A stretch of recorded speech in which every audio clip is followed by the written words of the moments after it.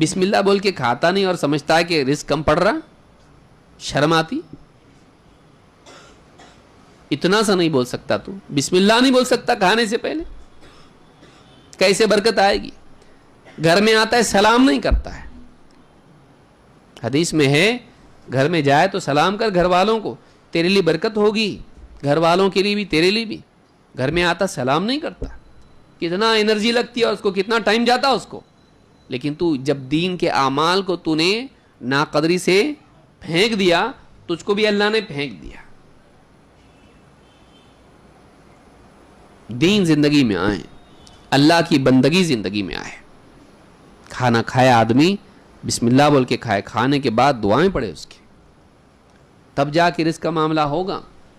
لئن شکرتم لازیدنکم, تم شکر کرو گے ہم نعمت کو اور بڑھائیں گے. ہے زندگی میں شکر؟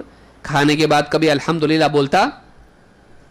ہاں, ڈکار لے کے بس خاموش ہو جاتا. اور آئس کریم ہوتا تو بہت اچھا ہوتا ہے, اس کی بات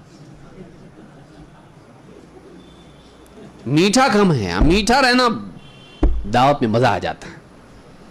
الحمدللہ بولا, کھانے کے بعد اللہ کا شکر ادا نہیں کیا تو نے, کیسے برکت آئے گی زندگی میں, کیسے نعمتوں میں اضافہ ہوگا.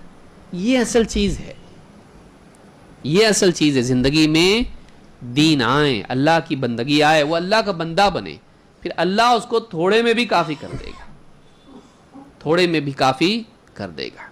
اللہ تعالیٰ ہم سے کو سمجھ عطا فرمائے.